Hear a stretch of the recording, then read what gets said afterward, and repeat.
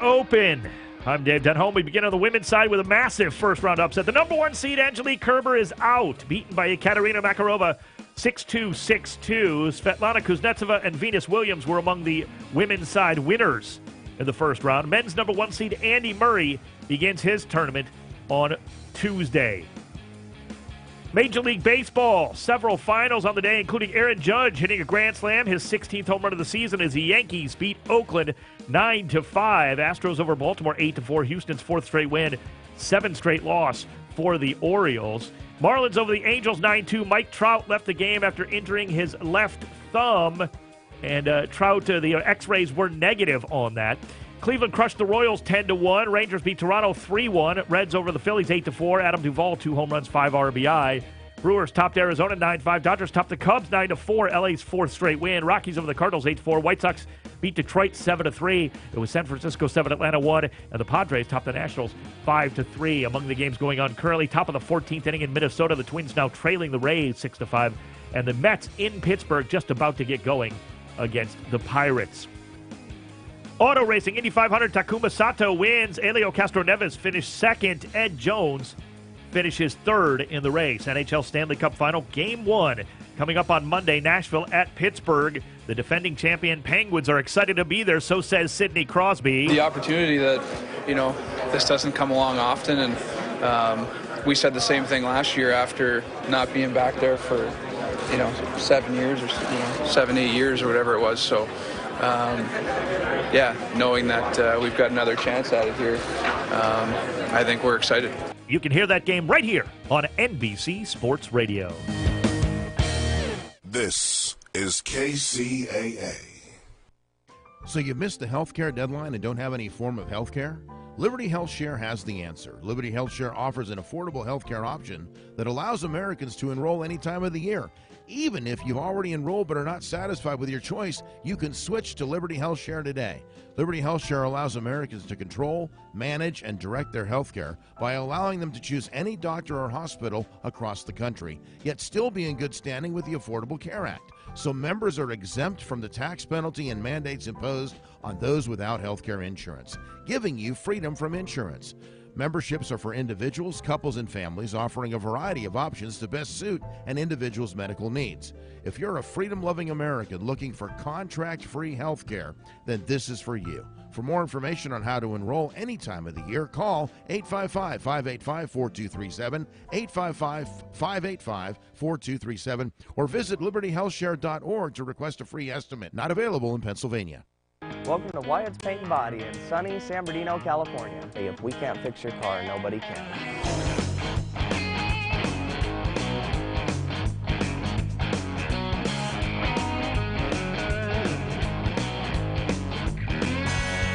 Wyatt's Paint and Body started in 1975. My father, Randy Wyatt, opened the business because he had a passion for cars, and he developed a real strong love for San Bernardino. Our primary business is collision repair. We can negotiate with the insurance company how to repair your vehicle, but that doesn't mean that's where we stop. We also have done restoration work, we've done custom work. We will match the paint to where you wouldn't see the difference of what we repaired and what we painted versus what was already on the vehicle.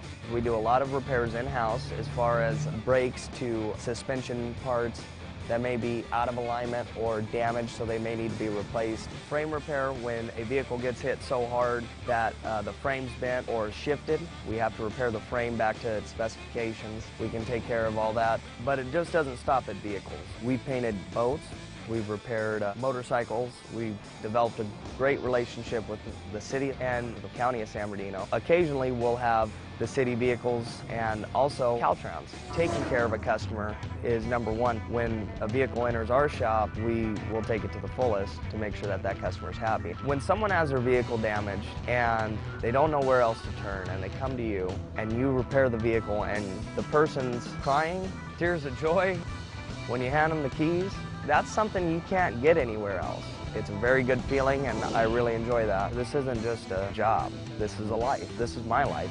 If you ever need your car worked on, come to 350 North Rancho Avenue, San Bernardino, California, or you can call us at 909-885-5051. You're not just a job. You're not just a dent on the fender. You're a person. Here at Wyatt's Paint and Body, no one will treat you like we do. KCAA. Call my mama, I need bail. They got me in a cell. Tell the homies I need some help. Nobody gotta stay in jail. Trying to hit me with a felony, but I got the remedy. 1-800 bail me That's out. what they telling me. No collateral, just a few payments. Off the commissary, just call me my bail agent. 1-800 bail me out. That's right. 1-800 bail me out. 1-800 bail me out. 1-800 bail me out. 1-800 bail me out. 1-800 bail me out. Log on, remedybail.com. Post bail, get out of jail and go home. If you or your loved ones are arrested, call Remedy Bail Bonds at 1-800 bail me out. All collect calls will be accepted. Visit us online at remedybail.com. Se habla español.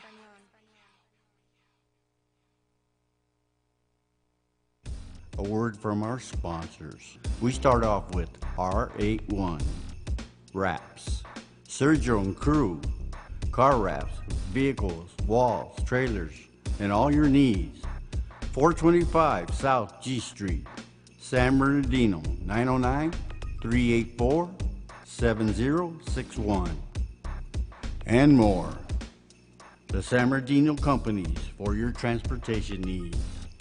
Hayes Towing, 5486 Industrial Parkway, San Bernardino, 909-887-4953.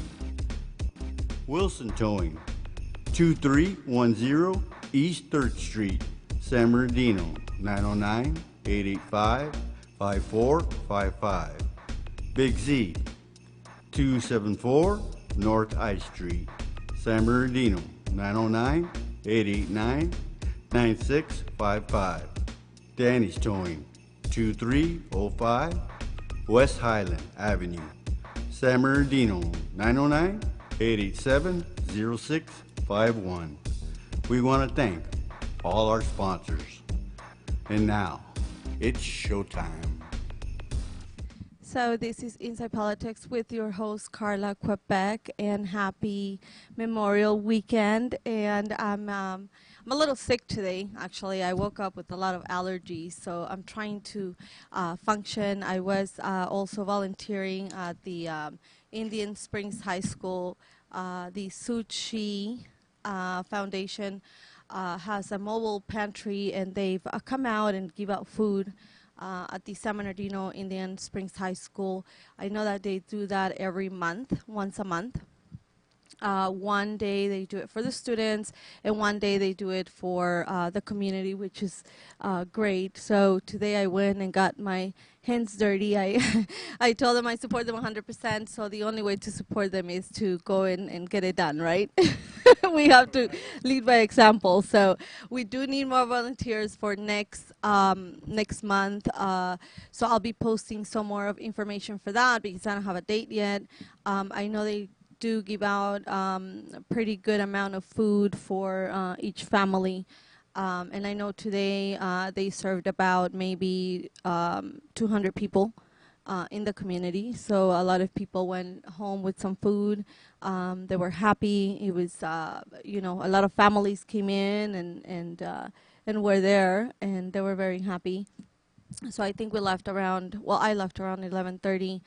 People still were trying to come in, but the event was from 9 to 11. So we do need volunteers. I was talking to the CEO and some of the staff there, and we're trying to work into developing that community base where, sometimes we cannot donate money because we don't have it, but we do have hands and we can go and participate and help out because they also need volunteers, right, to serve the community. So, to give out the groceries. I believe in the beginning at 9 a.m. is where the big rush is in. A lot of people don't speak our language, so we have to kind of translate. So we need a lot of volunteers for that. I know they have a health clinic coming up also on June 11th. So they're going to be sharing that flyer with me this week, and I'll be posting it up, and I'll be reaching out for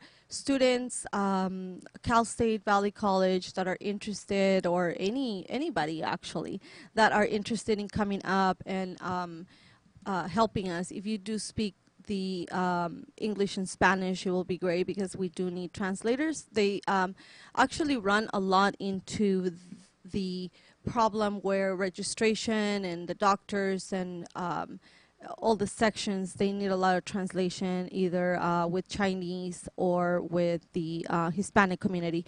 So if you speak Spanish or in English and or English and Chinese, then we need also your help. So we do need hands, but we do also need those that can translate and help out to kind of help the community communicate with the doctors and the staff for the June 11th health fair that's coming up. And as I said, I'll be sharing a little bit more on that as the week comes along and I get more information on that. But today was pretty good. I actually videotaped it live on Facebook also, where I was volunteering. One of the staff helped me because my hands were full. I was trying to kind of hand out the food to the people. And I know that some of my friends were saying, "What are you doing? You should be at the beach with the margarita. It's Memorial Day." And I said, yes, I know. Duty calls first, right? Food security. Yes. It's a big problem in this county. Yes, and I know that a lot of the people that even get the help, they run out at the end of the month. So it helps out a lot of people that they are able to do this. I know they told me also that on Friday they do it only for students. I forget the school that they do it at right now, but it's only for the students. But they did have over 300 parents come. So they were expecting more this Sunday, but maybe they all went on Friday because it's a long weekend. I'm thinking that's one of the... What's the primary source of the food? Is it community donations? Or? Sushi is actually in... the headquarters is in San Dimas, and it is donations. It is donations to them, and they bring it out over here. So it's a great... non-profit. It's not San Bernardino based, but they come out and help our community. And so if we wanted to appear, we would really just need to appear with an attitude ready to work. Ready to work, of course, and also, donations, of course, I'm sure they accept donations. Okay. But I believe as a community, we should be out there helping hands because, everything you do needs manpower, so that's what we can help out with. So I'm calling out all the Valley College, all the Cal State students, all the young people that can come out and help. Because sometimes we have, mothers that are coming in and they have their strollers and their babies, and then they cannot carry the food out because it's like boxes of food. So they don't just give you like a little bag of groceries. Like I'm talking about everybody left with 2 or 3 boxes of food. So, of course, they need the help, to carry them to the car, or, you know what I mean? So that's where the manpower comes, because then, we can help out in different sections. Registration, giving out the food, carrying it to the car and stuff like that. So we are Facebook Live, so if you guys are driving or not on your laptop, you guys can definitely hear it at 10:50 a.m. or 106.5 FM if you're driving. You should not be on your phones while you're driving. No texting and driving. No Facebooking. But if you're not on your laptop, then you can also watch it live on Kcaa, Quebec, if you do follow me. And if not, then if you want to watch us live on www.kcaaradio.com. And when we come back after this short break, we'll go ahead and introduce our special guest that I've met, and we've talked a little bit about what his plans are. So when we come back after this break, we'll go ahead and talk to him, and you can hear his interesting story. So we'll be back. Stay tuned. Carla with Inside Politics.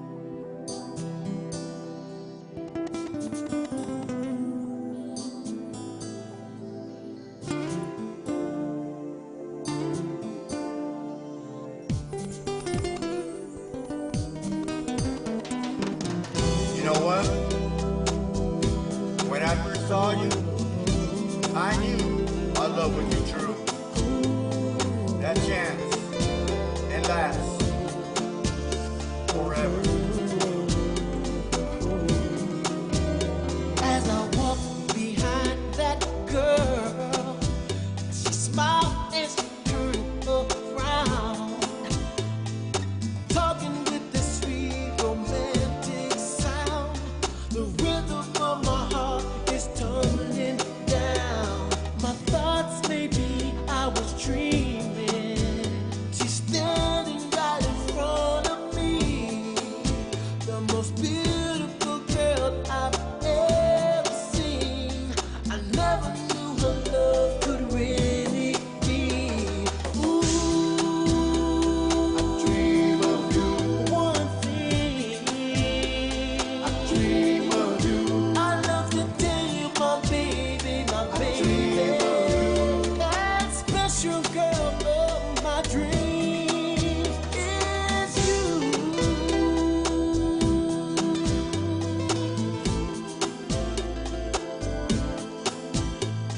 Come on, baby. Let's dream. Yeah, live our lives to the extreme. I linger to see you every day. The hunger for your love to find its way, so our dreams of life can come true. Together, you and me in our world. You have taken my loving heart, believing no chance to grow apart. Desiring, want you in every way. I pray that our love will never run away. I dream of you. One thing, I dream of you. I love to tell you, my baby, my baby. That special girl of my dreams is you. So let's dream, baby girl. Make this night last. For that one chance. Our love grows stronger and stronger as time will pass.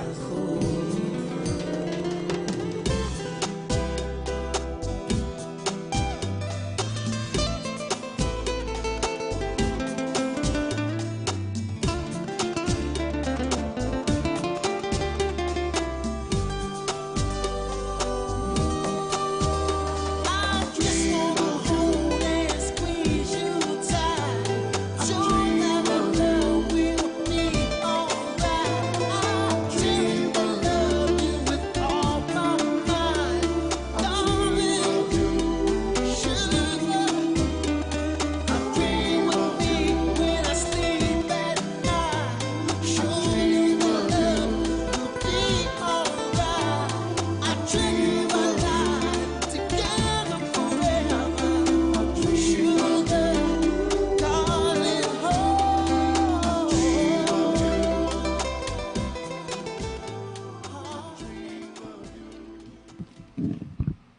And we are back inside politics with your host Carla Quebec, and we were talking with Ed O'Brien. He's actually a district running for district attorney for June 2018. This is our special guest today. Thank you so much, Ed, for being here with us today. Thank I know you. it's a long Memorial weekend, so like you, I'm working. Yes, no, always working. I appreciate it. Yes, you got to get out there. Things don't get done from the couch. Right, nonstop. So we were actually mentioning a little bit before we came back to the show and on our break about the Sushi Foundation that I've kind of been supporting. I had them on the radio show last week. They went to the city council meeting on May 1st, and that's how I kind of got introduced to what they did here in the community, because I was not aware of what they were or what they were doing. So it's that's how I've got to know where what they were doing.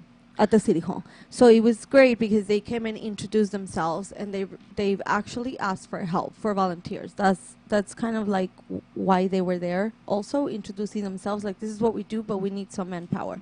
So before we end that, because of what we were talking about, I wanted to kind of bring it in and say, because you were mentioning, you have worked with some of the nonprofits, and this is something you hadn't heard from. But as a community, we do have nonprofits working in our community. I think every, Rialto, Fontana, we all have different nonprofits that are out there helping the community. But, like every nonprofit, like everything, they need money, they need the funding, and they need the manpower. So if you cannot fund an organization, at least, if you look at your local nonprofits, wherever you're located at, and come out and help. Give a helping hand to those nonprofits, because they do need the help. So yes, it's important to support them. Right, and I think I have found by going to organizations, you find out about more information, and you find out about other organizations, and you find out about all the need that is out there. Exactly. And so, like, if you see this banner up here, this is Option House Inc. 10th annual 10,000 walkathon. And this is the banner. I was supporting also Option House, and so we just kind of gotta get a little grain there, here and there, so that we can, support them. But that's important. So keep it in mind. Look at your local nonprofits and try to give out a helping hand. But let's move on. And thank you, Ed, for being here. I know I met you at the State of the City. State of the City. Yes, it was a big turnout at the airport. It's a nice airport. Yes, we very, need airplanes very nice. taking off. I know, right? Yes. We need those airplanes to take off. Land and take off. And we'll be doing well. We don't have to be driving to LAX. Right. And put some baggage folks out there, and mechanics, and we will be off and running. It's a beautiful airport. It is. They did a great job. It was a great event also. Thank you to the mayor and everyone that participated and that attended that event and supported also. So Ed O'Brien, running for district attorney, June 2018. Tell us a little bit about yourself before we go into the race matter, right, and the campaign, so that the community can get to know you a little bit. Give us a little bit of introduction of yourself, a little bit of background. Where do you come from? Right. No, I appreciate that. And the 30-second, maybe a little bit longer, is I grew up in Boston, primarily. It's okay. You got a city just south of Boston, which is called Quincy, which is with a CY, not a ZY, but that's how we talk back there.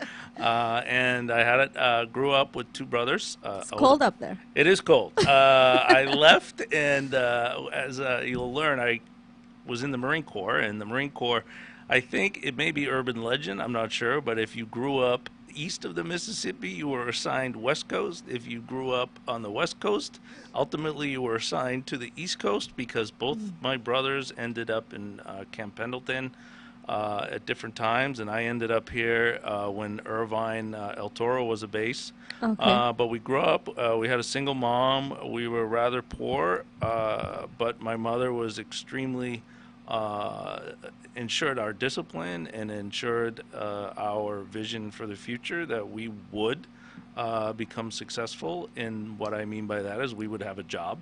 And according to my mom, it was a job with benefits, particularly dental. And one way to That's important. and one way to get there was you could join the service. And so I did that. And once I was winding down, I recognized that California offered us an amazing opportunity with community college and low-cost tuition at UCLA. Right. And so I pursued a career of 7 years in school after the Marine Corps, and it cost me little with the GI Bill and the low-cost education, and I became a lawyer. I got a dream job. I wanted to be a prosecutor because I thought you could do incredible things and you had incredible power. Right. But I learned quickly, I would say 2 to 3 years in, and about 3 years, I realized that particularly in San Bernardino, we weren't necessarily approaching it in an effective way. Right. And I believe in '94, when the three strikes law was passed, we started pursuing, I thought, irrational sentencing policies, Right. and I just couldn't do it. And it was either you did it or you did the thing that you thought was right. And I left the office and became a public defender. And I been on in the public defender's office since 2000, 2001. And I've been doing that, and been lucky to have a job that is challenging, interesting. In many ways. In many ways. But, you know, like anything else, when you are in a job, you can start taking a step back once you get a good handle on the job, and then you can see it from a structural standpoint. Right. And you see there are challenges with the structure. And I think, too, though, that the public defender suited me personally, because I do think seeing how the challenges that my mother had as a single mom trying to raise 3 kids with little money, that I think I've been accused of having a chip on my shoulder for the, you know, the little guy, for the underdog. And so I think as a young lawyer, the public defenders suited me better because I could really dig in and essentially fight for the little person, I think. Right. But I realize now It that was like different position for you. yes, where yeah, you I think can- it you fit felt my like you can DNA. do more. Yeah. Yeah, but I think now that I'm much wiser, older, I see that the prosecution's office, if you use your discretion in the right way, and you think about an approach to crime that is more holistic, you Right. can do a much more effective job. So that's who I am, personally and professionally, and there I am. So you've been in California for how long? My recollection is Uncle Sam sent me out in about 1988. I think I landed right around Christmas time in San Diego. Right. Never been out of Quincy, basically. And when I landed in California, San Diego, around Christmas time, I was in a cognitive dissonance. I'm like, oh my God, it's Christmas time. I hear Christmas carols, and it's 75 degrees out. That's not something You're used to. yeah, I'm used to, you know. You're like, where's the white? Where's the snow? Yeah, you know, like that Christmas Story, the guy, the little kid with the big puffy jacket stuck in the Right, snow. Yeah, I related to that, but not anymore. Now I can't stand the cold. Right. You got used to it. Yeah. Now you're no. more Cali than than more. Boston. Yep, and more IE now. I've been in So- the IE longer than I was in Quincy. So how long have you been on the IE? I was in the IE 97, 96, 97. So I would say gone on almost 20 years, just about. Yeah. So. So we adopted you. Well, it's interesting when you graduate. Or you adopted us. Yeah, well, I'll tell you, when you graduate law school and you need a job and you're looking for a job that you want really to do instead of just any job, you start sending out resumes to any county that'll take you. Right. And a few called, and San Bernardino was closest to where I was living at the time in Baldwin Park. And so I took the job and was really excited to have a job. And I never left, and you know, if I So may, they caught you. yeah, they may. If I, you know, I So remember. that answers my question. Yeah. They adopted you. They did. Great. You know, I used to drive every now and then. You know, you go to Vegas, and I would drive by Hesperia, Victorville, and I'd be like, "Good God, who lives out here?" And then I did, Right. and you just, at least I did, I just fell in love, particularly with the desert nights, you know, the sunset around in the summertime where it just Very becomes different. beautiful. Yeah, and now I would say Very I different love it. than LA. Oh, Very yeah. different than Boston. Oh, no, I'll tell you, I had to go to L.A. recently for a function, which is a great event, speaking of nonprofits, and they're working here in the Redlands trying to get a veterans home built. It's Community of Friends, and they were having a celebration, so I went out there to show my support, and once I get past the 57, it starts freaking me out. It seems like the roads get smaller and people drive faster. And so there you go. They're ruthless. Yeah, They don't yeah. care. It's I'm like, you better, if you're driving in LA, you better wake up, people. Yeah, I'm like, Because you will you know, be 10 to 2 taken on the over. way. I'm like, I don't know what is going on You're here, like, but it's "What's too going fast. on?" Yeah, I got scared. That's funny. They do drive pretty fast. So Yeah. when we come back after this short break, we would be sharing a little bit more about what your campaign would look like, a little bit of maybe the challenges that you think that are there and that you would want to share with us of the changes you would like to work on. So when we come back with Ed O'Brien, District Attorney for June 2018. So we'll be back. Stay tuned.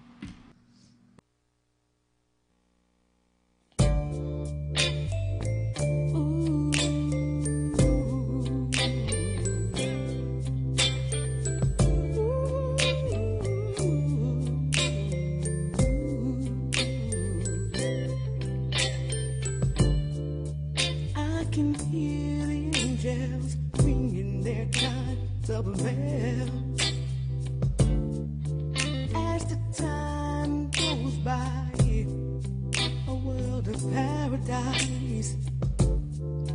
We had time, you and I, to smile, laugh, and cry.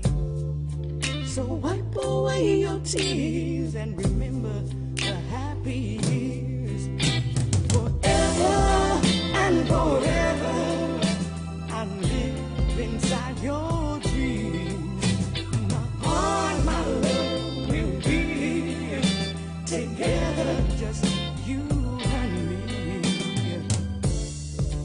The morning, a sunrise, every evening, a sunset. I whispered a word that's true, and at this moment, I'm with you. The first spring of romance, a summer we play and dance, to fall in love one night, then a warm winter every night. Forever and forever, I live inside your dreams. My heart, my love will be here together, just you and me. Forever and forever, I live inside your dreams. My heart, my love will be here together, just you and me. I can hear the angels ringing their chimes of bells. I can hear the angels ringing their chimes of bells through the mountain skies, on the top of the river high, down to an ocean blue. I'll always be with you. Forever and forever, I live inside your dreams. My heart, my love will be here together, just you and me. Ever and forever, I live inside your dreams. Heart, my love will be here together, just you and me. Ever and forever, I live inside your dreams. My heart, my love will be here together, just you and me. Ever and forever, just you and I. I'll bust out a move. Heart, my love will be here. It's like the Art LaBelle show. Inside Politics with your host, Carla Quebec, and we're over here enjoying the music. Yeah, we were. So another minute and Ed would have busted a move. I forget, there are things watching you here. I don't want to do that. We're live, Ed. We're live. Remember that. I got to remember that. This is live show. You're live on Facebook also. Yeah. So what do you think of those songs? Pretty good, huh? I think, like I said, you listen to a few moments of it, and you're ready to start doing a head bob and get, Yes, yes. So, so I know that you have shared, Ed, a little bit of your background, but let's hear a little bit about why you've decided to run for this coming year. Yeah, I think generally speaking, I think people could relate to this. If you've been in a job and the same place for 20 years and you're really working hard, you start to get perspective and you see things that could be done differently. Right. And in our work, the only way to try to make things different is to run for office. And I have ideas and ideas that are frankly based in research and proven methods to actually approach crime. I think what happens often is we speak of crime as a monolith, it's just one thing. But we really have to, anybody in the field generally divides the crime up into many different aspects.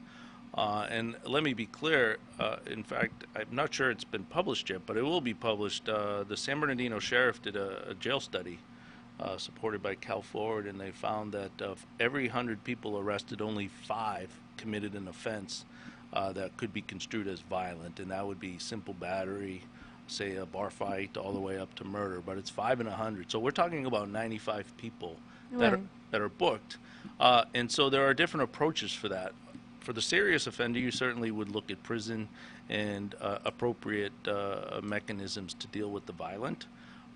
But you have to break up your approach to crime so that it's effective, because we know there's a revolving door. Right. And so there would be several different methods, including expansion of treatment courts. And one of the things that I think I get critiqued on Facebook and Twitter when I post things is that, you know, there's this lock 'em all up attitude. And what I'm trying to encourage is there are folks that maybe we have to lock up. But locking up low-level offenders just doesn't work. It's not cost-effective. And they return to the community. These individuals in our society with due process and Eighth Amendments that we all believe in are going to come back to our community. Do we want them coming back to our community Right. healthy and ready to move forward, or do we want them to continue the revolving door? And expanding treatment court is a conviction, and it comes with supervision, meaning probation officers, courts, DAs, and we do not use those resources in our county. The current regime does not believe in treatment, and so we see an increased use of prisons and jails, Right. which are flooded, and it's flooded because it's ineffective. And so if you expand treatment courts, you're supervising these individuals and telling them, look, we want to help you, and we want you to restore yourself to our community. And we Right. can do that through commitment to treatment, to mental Mental illness and medications, Right. and training, and really working hard on themselves. And when they have fulfilled their responsibilities to us, then we say, you're restored, and we appreciate that, and now let's get you to work. And we know it's a great opportunity. We have a low unemployment rate, somewhere around 4.4% nationally. We have a lot of warehouses and fulfillment centers going up. This is an opportunity, and that we were mentioning the airport. You know, Right. if we could expand these opportunities and move folks, give them an opportunity to get into work. Yeah. Right. But what we do now is we strip every opportunity unnecessarily from them from individuals from moving forward. Right. So it's an effective policy that you can go on the internet and see if what I say is based in research. And I would encourage you to want prosecution in the use of the criminal justice system to be based in reason and research. Just like if you went to a doctor, you wouldn't want a doctor just doing whatever they wanted because it sounded good. You would want the doctor to approach the disease, which I think some of us believe crime is. Right. You would want them to approach it with the best approach to make you healthy. Right. And I know we've have, that was kind of like my next question as to what are the challenges that you see that you would want to tackle on? And I know this is one of them. How would you want to handle the one you just mentioned right now? Because I know that there's many, not only one. But let's Yes. move forward with the one that you just shared right now, saying, you know, how do we get it established to where, yes, they do need the help, and yes, when they come out, then they don't have work, they don't have experience, they have a record now, so now it's a little harder for them to kind of get the job, so then they don't have a choice sometimes, I guess. They It's believe hard, that they have to go back into the crime to kind of support themselves because they don't have anything else to fall on. So how do you think that would be tackled on, Well, your view? No, I appreciate that. I think we have to start with the realization, as hard as it may be, that a lot of individuals, if not most, that end up in jail are coming from a position of hopelessness, and they are struggling, and they came on the wrong side of the law. And one of the most important things before they get in jail, and that's a long process that is probably another show. I would love to come on and explain that, because we have to tackle what are the societal factors that really do contribute to hopelessness. And there are a lot of them, and there are good research methods. But for the person that's in jail, subject, the person in jail, what we need to do is, from our perspective as a society and from San Bernardino County, do we want that person to be crime-free, or do we want to really load them up with penalties and fines and punishments that are only going to not only set them back, it's going to, by research, show that they're set up for failure. What we should do is expand treatment court. Treatment. Yeah, what you do is on day one, when that person gets arrested, you ask them, are you ready to change your life, or do you want to go to prison? And if they say they're committed to changing their life, you lay out all the responsibility of treatment court, and you say, look, plead to a felony, and you get out today. And I know there's a lot of commentary about why that's not good, that people are pleading guilty to get out. And I'm empathetic to that research, but we also know if we have a felony conviction over an individual that's already come on the wrong side of the road of the law, this will absolutely encourage them to do what it takes to get that felony removed, get that conviction expunged, and then clearly leave from our programs into the society, into our community, ready to work, ready to reunite with their families and be a good father, could be a brother, son, daughter. But we got to expand our resources, which we could do. If I may have, the way it works is what we are hearing about the expansion of Medicaid, or we might lose Medicaid. Think about this from just a global perspective. If we lose the opportunity to expand Medicaid, what that means is we will lose local federal money to help folks treat their disease and help folks with mental illness work with their mental health issues. Obviously, mental health is quite different from addiction, but there's also a high number of comorbidity. Those with mental illness also have addiction in reverse. It's just a lot of different things we're dealing with, so it's very expanded subject, I believe, because it's just different backgrounds and different reasons why people are doing it. Some people just, they don't even need to be doing it, and they do it.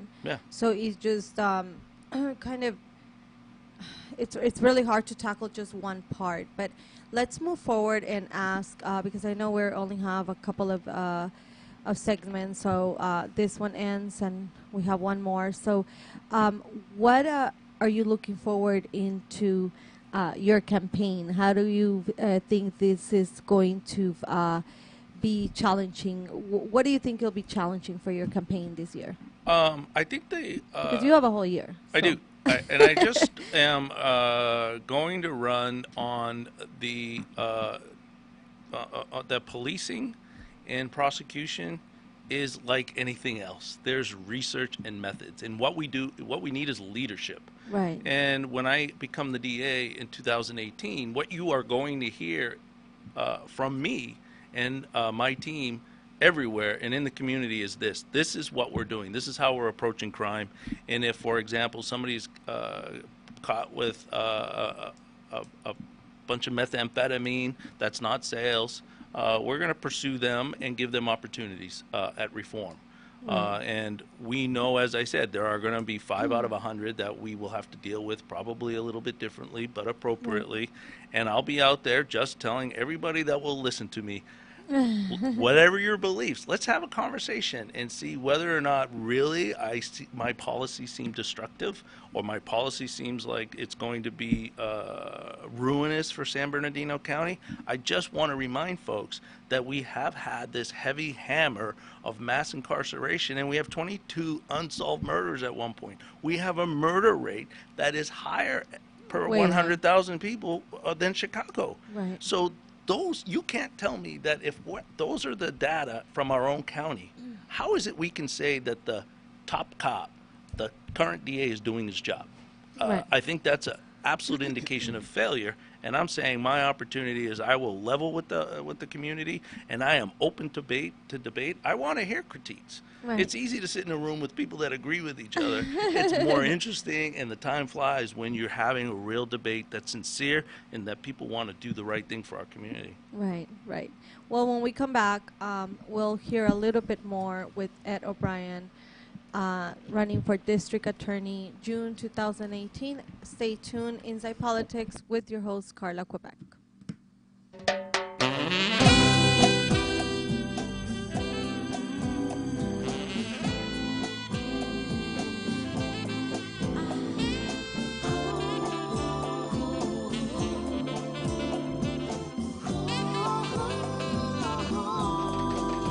The first time that I saw you, oh, you looked so fine. Well, I tried to get your name, but you just looked aside. La segunda vez que te vi, yo traté de hablarte, pero solamente tú te vas sin darme una oportunidad. Let's pretend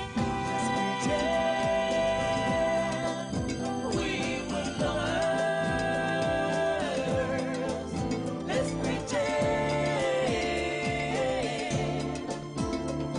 our hearts will beat as one. Let's pretend we were lovers. Let's pretend our hearts will beat as one. The third time that I saw you, you gave me a little glance, but you acted like you wanted to talk, but you ran away instead. La cuarta vez que te vi, era mi última oportunidad de detenerte para que escucharas a mi corazón hablar. Let's pretend. Oh yeah, baby. You keep talking to me. Or that sexy speech turns me on. Until we know two heartbeats at one. The story of a lover's love is never done.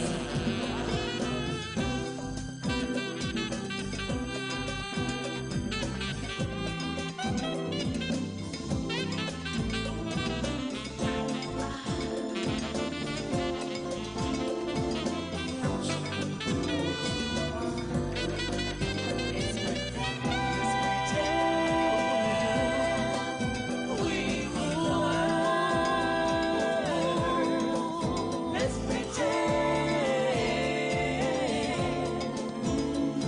our hearts will beat as one. Tonight forever as one. Our dancing will always run. Let's pretend love was when it's never done. Inside Politics with your host, Carla Quebec, and we're just chatting away back here. Joe is like, Carla, remember you have a show? Pounding on the window and everything. Okay, Joe, take it easy. We're here. We're here. We're on. The mics are on. Thanks, Joe, for always keeping me on track. So we were talking about challenges and in the campaign. So I know that with every campaign, like everything else, it's funding. So tell us a little bit about a little bit more of the challenges you're looking towards this campaign this year. No, I appreciate that because before I actually announced, I was doing some reading, and the consistent message from those that know about these things were you have to do things you would never do before, and that is call people, write people, and ask them for money. Right. And when you ask me about challenges, that really is the biggest challenge, is raising funds, but it's not something I like to think about. But in a democracy, we have to have money. And so what I did is I have a website. It's edobriendaforall.com, edobriendaforall.com, and you could give as little or as much as you can afford, and maybe support my goal of changing things about San Bernardino for the better. And you will be having some fundraisers coming up, correct? I will. We are organizing different fundraising opportunities, which will be essentially small little gatherings and maybe some union halls, and then up in the desert where people can come and hopefully engage in lively political debate, because that makes That's things... what you want. Yeah, I really do, actually. If you believe in the message or you think it's important for change, then as I say, you can donate right there on edobriendaforall.com. Okay, and then when you have your fundraiser, make sure to tag me along with your flyers so that I can make sure to share it to everyone. And I appreciate that. The first call I had to make for folks to ask for money is I was stuttering, and the message, they were like, well, what do you want? And so I apologize if it seems uncomfortable, because it is. But it is necessary. Right. You'll get used to it. You have a whole year to be trained. Yeah, I hope people don't mind. Yeah, hey, how you doing? Did you donate for me yet?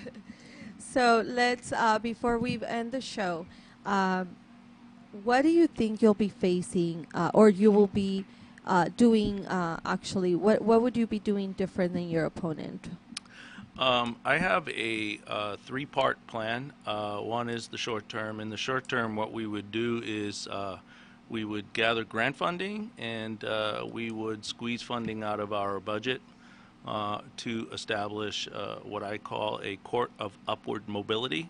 Mm-hmm. And what that is we have these low-level offenses, and what I call negatively, unfortunately, are vagrancy-type offenses, where the officers are called out to intervene where there's disruption in front of, say, Starbucks or a mom-and-pop shop with either somebody soliciting money.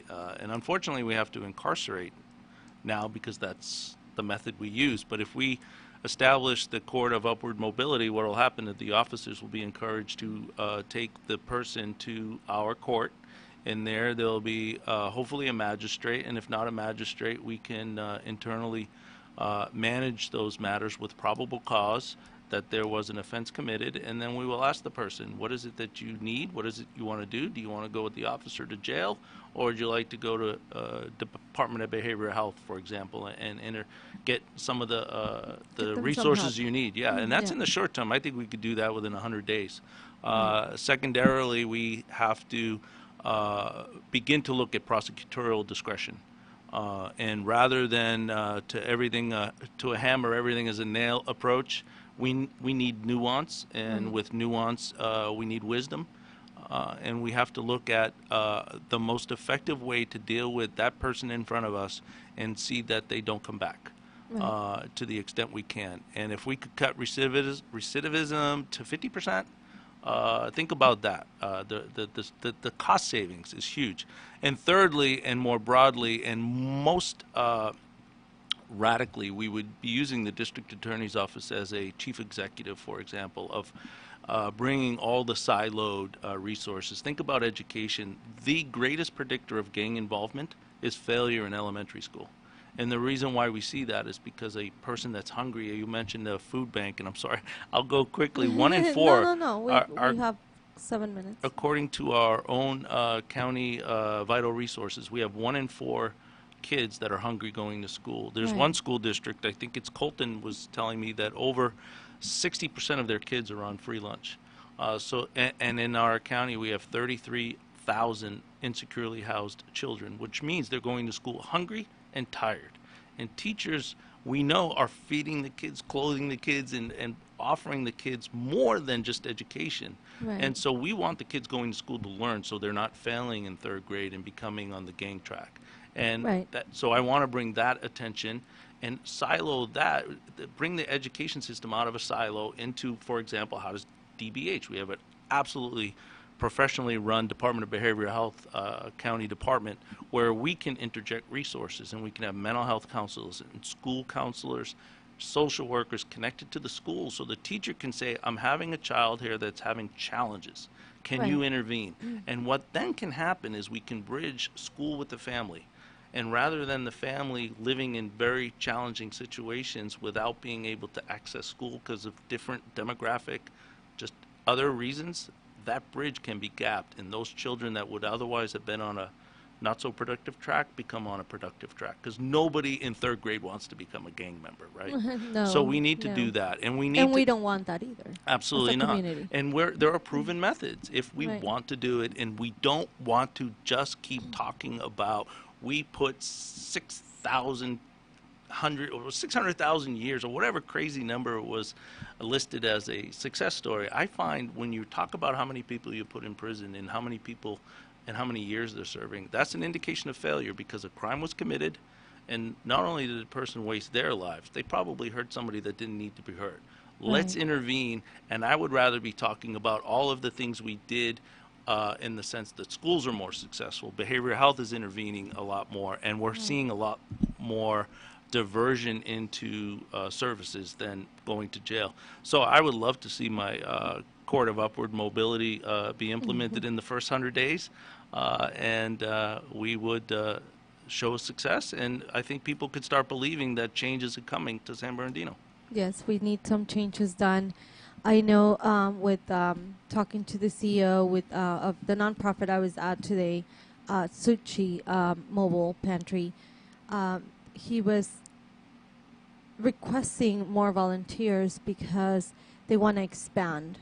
But they cannot expand if they don't have enough people, because the more locations they go and serve, the more people they need to go and, put the boxes out, and everything just needs to be Right. carried out or whatever. The more the need, so the more the labor we need. Yeah. Exactly. So that's why he's like, we need hands. So just as a reminder, we need volunteers. So follow me on Facebook so I can you can follow the flyer I'm going to be posting up soon, because they're having the health fair also, which Yes. is also needed, because a lot of the people also don't have insurance or any type of anything that would cover their health. So They just talked the about how health fair dental. is, yes, Kids are yes. suffering dental So I problems. believe they'll have the dental and all the other good stuff, but we'll be sharing that with you on my Facebook. So make sure you follow me on Carla Quebec, or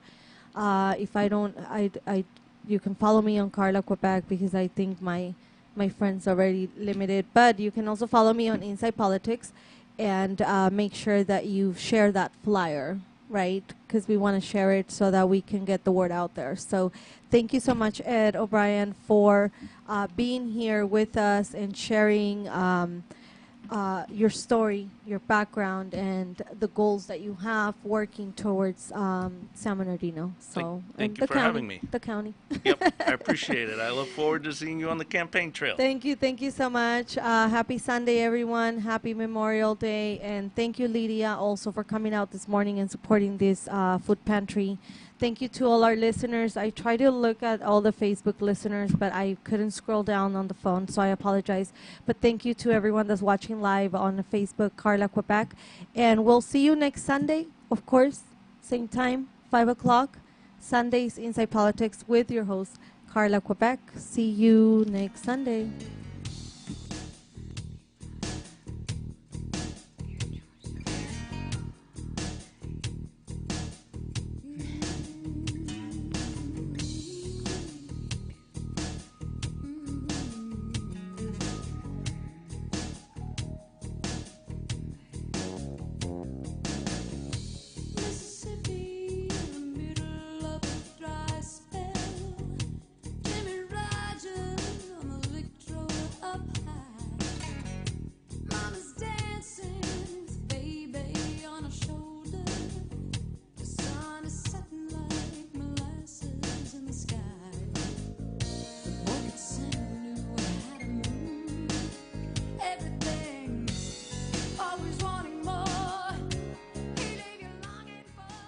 KCAA Loma Linda, 1050 AM, 106.5 FM, and now 102.3.